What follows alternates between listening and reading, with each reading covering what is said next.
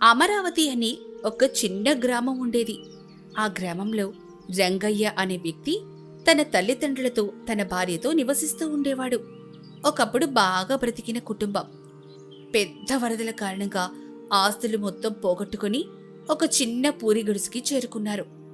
ఒకరోజు రంగయ్య తండ్రి సింగయ్య, ఈ వయసులో పని చేస్తుంటే నాకు ఆరోగ్యం అస్సలు బాగోవడం లేదు బాబు.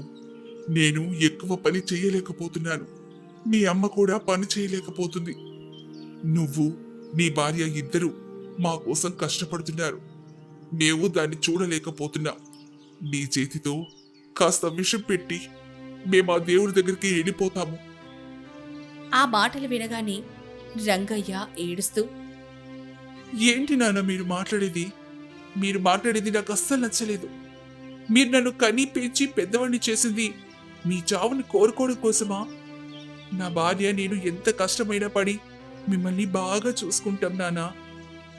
అని తల్లిని తండ్రిని పట్టుకొని ఏడుస్తాడు. భార్య అది చూసి చాలా బాధపడుతుంది. ఆ రోజు గడిచిపోతుంది.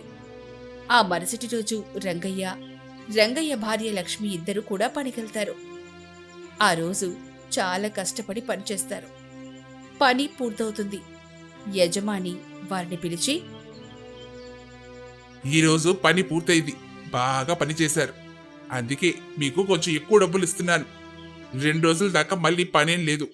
2 రోజుల తర్వాత మళ్ళీ కనిపించండి. అని యజమాని చెప్పడంతో వాళ్ళు డబ్బులు తీసుకొని సంతోషంగా ఇంటికి బయలుదేరతారు. మార్గ మధ్యంలో లక్ష్మి, ఈరోజు మన కుటుంబమంతా కడుపు నిండా 3 పూటల భోజనం చేయొచ్చండి.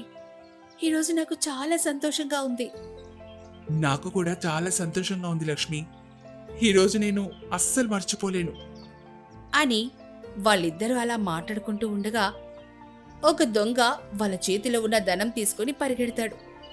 ఇక వాళ్ళిద్దరూ చాలా భయంతో, దొంగ దొంగ, పట్టుకోండి పట్టుకోండి అంటూ అరవడం మొదలు పెడతారు. ఆ దొంగ చాలా వేగంగా పరుగు తీస్తాడు. రంగయ్య వేగంగా పరుగు తీసి ఆ దొంగని పట్టుకుంటాడు. నన్ను క్షమించండి. మా అమ్మ ఆరోగ్యం అస్సలు బాలేదు. బయట పని కూడా దొరకడం లేదు. అందుకే నేను ఈ పని చేశాను. నన్ను క్షమించండి. తిండి తిని 2 రోజులవుతుంది అని ఏడుస్తాడు. ఆ దొంగని చూసి బాధపడి అతనికి కొంత డబ్బులిచ్చి పంపించేస్తాడు. ఇంతలో భార్య అక్కడికొస్తుంది. రంగయ్య జరిగిన విషయమంతా చెప్తాడు. ఆమె ఆ మాటలు విని చాలా బాధగా, పాపం, ఎందుకు మనకి దేవుడు ఇలాంటి జీవితాలిస్తాడు? మనం కూడా అందరిలాగా బ్రతకాలని కోరుకుంటాం కదండి.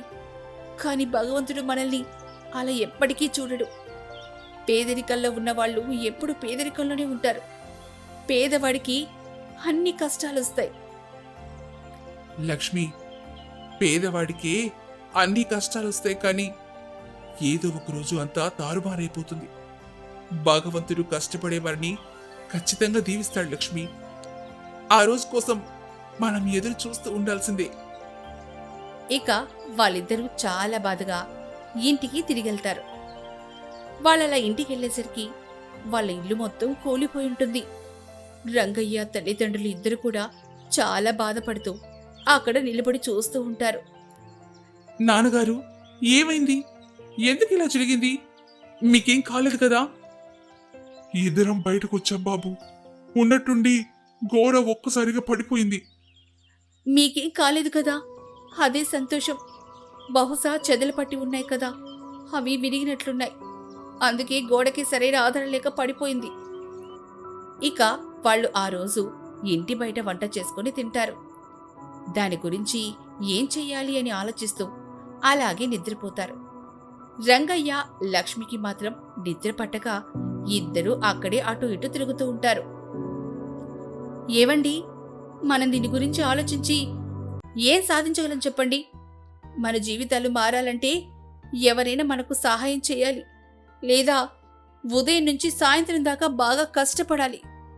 ఒక పని లేకపోతే మరో పనికి వెళ్ళాలి. అప్పుడే మనం అనుకున్నది మనం సాధించడానికి అవకాశం ఉంటుంది. అందుకే నేను ఒక నిర్ణయం తీసుకున్నాను లక్ష్మి. నువ్వు నేను పట్నం వెళ్దాం. కష్టపడి పని చేద్దాం. అమ్మ వాళ్ళని ఇక్కడే ఉంచుదాం. నెల నెలా కొంత డబ్బుని వాళ్ళకి పంపిస్తూ ఉందాం. ఏమంటావ్? మీరేం చెప్తే నేను అదే చేస్తానండి అని అంటుంది. ఇక ఆ రోజు గడిచిపోతుంది. ఆ మరుసటి రోజు తల్లి తండ్రిని ఒక అద్దె ఇంట్లో ఉంచుతారు. రంగయ్య లక్ష్మి వాళ్ళకి పట్టణం వెళ్తున్నామని చెప్పి వాళ్ళ దగ్గర ఉన్న కొంత డబ్బునిచ్చి వారి ఆశీర్వాదం తీసుకొని అక్కడి నుంచి బయలుదేరుతారు. నిజానికి రంగయ్య తల్లిదండ్రులకి రంగయ్య పట్టణం వెళ్ళడం అస్సలు ఏమాత్రం ఇష్టం లేదు. కాని తప్పదని ఊరుకుంటారు. భార్యాభర్తలిద్దరూ పట్టణం వెళ్ళిన తర్వాత ఇద్దరికీ కూరగాయలు పండ్లు అమ్మే దుకాణంలో జీతానికి పని దొరుకుతుంది. నిద్ర కూడా లేకుండా అక్కడ కష్టపడుతూ డబ్బుని సంపాదిస్తూ ఉంటారు. అలా రోజులు గడుస్తున్నాయి. వాళ్ళకి వచ్చిన డబ్బులతో కొంత డబ్బులు దాచిపెడుతూ మిగిలిందికి ఇంటికి పంపిస్తూ ఉంటారు. అలా సంవత్సరం తిరిగేలోపే చాలా డబ్బు సంపాదిస్తారు. అప్పుడు లక్ష్మి, ఇప్పుడు వ్యాపారంలో మెలకులన్నీ నేను బాగా నేర్చుకున్నాను. ఏం చేస్తే లాభం వస్తుందో, ఎలా చేస్తే డబ్బులు బాగా సంపాదించగలమో ఈ సంవత్సరంలో నేను బాగా తెలుసుకున్నాను. ఇక సొంతంగా మనమే వ్యాపారం ఎందుకు పెట్టుకోకూడదని ఆలోచన వచ్చింది. లక్ష్మి, నువ్వేమంటావు చెప్పు? ఖచ్చితంగా అండి, మనం వ్యాపారమే చేద్దాం. కానీ ముందు అత్తయ్య మావయ్య దగ్గరికి వెళ్దాం. వాళ్ళకంటే ఒక చిన్న ఇంటిని ఏర్పాటు చేసి మళ్ళీ ఇక్కడికొద్దాం. ఇప్పుడు మనం ఇల్లు కట్టడానికి కూడా డబ్బుంది. ఇల్లు కడితే మనం అద్దె డబ్బుల్ని మిగిల్చిన వాళ్ళం అవుతాం కదా. మంచి ఆలోచన అని అంటాడు రంగయ్య. ఇక భార్యాభర్తలిద్దరూ కూడా పట్టణం నుంచి తిరిగొస్తారు. అక్కడ వాళ్లకు జరిగిన విషయం అంతా చెప్పి ఇల్లు కట్టడానికి నిర్ణయించుకుంటారు. కొన్ని రోజుల్లోనే ఇల్లు కట్టడం పూర్తయిపోతుంది. రంగయ్య తల్లిదండ్రులు ఇద్దరు కూడా చాలా సంతోషంగా ఆ ఇంట్లోకెళ్తారు. అప్పుడు రంగయ్య తండ్రి, బాబు, మిమ్మల్ని చూస్తే చాలా సంతోషంగా ఉంది. మొదట మిమ్మల్ని విడిచి ఉండేవాళ్ళం కాదు, కానీ ఇప్పుడు కష్టపడుతుంది మన భవిష్యత్తు బాగా ఉండాలని ఆలోచించి అని ఇక తప్పడం లేదు బాబు. అవును బాబు, మీరు చెయ్యాలనుకున్న వ్యాపారం విజయవంతం అవ్వాలని, మన కష్టాలన్నీ పూర్తిగా తొలగిపోవాలని మనస్ఫూర్తిగా కోరుకుంటున్నాం. ఖచ్చితంగా రాత మారుతుందమ్మా. ఒకప్పుడు మనం ఒక పూట తినడానికి కూడా చాలా కష్టంగా ఉండేది. కానీ ఇప్పుడు 3 పూటలు సంతోషంగా తింటున్నాం కదా. ఇంకా రోజులు చాలా సంతోషంగా మారతాయి అని వాళ్ళకి మరింత ధైర్యాన్ని చెప్తాడు. ఇక భార్యాభర్తలు 2 రోజులు అక్కడే ఉండి తిరిగి పట్టణానికి వెళ్లి ఒక మంచి ప్రదేశంలో వ్యాపారాన్ని మొదలు పెడతారు. వ్యాపారం చాలా చక్కగా సాగుతూ ఉంటుంది. వాళ్ళు డబ్బు కూడా బాగా సంపాదిస్తూ ఉంటారు. వ్యాపారం అధిక లాభాల్లో దూసుకెళ్తూ ఉంటుంది. ఆ సమయంలో అక్కడికి గోవిందయ్య అనే వ్యక్తి వస్తాడు. అతడొక బిచ్చగాడు. అతడు అందరినీ భిక్షాటన చేస్తూ డబ్బు సంపాదిస్తూ ఉంటాడు. అతనేమో రంగయ్య దగ్గరకొచ్చి, బాబు, తినడానికి ఏదైనా ఉంటే ఇవ్వండి బాబు. కాళ్ళు చేతులు బాగానే ఉన్నాయి కదా, ఏదైనా పని చేసుకుని బ్రతకొచ్చు కదా.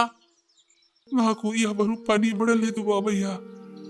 సరే, ఎవరు ఇవ్వకపోతే ఏమి, నేను పనిస్తాను, నువ్వు చేస్తావా?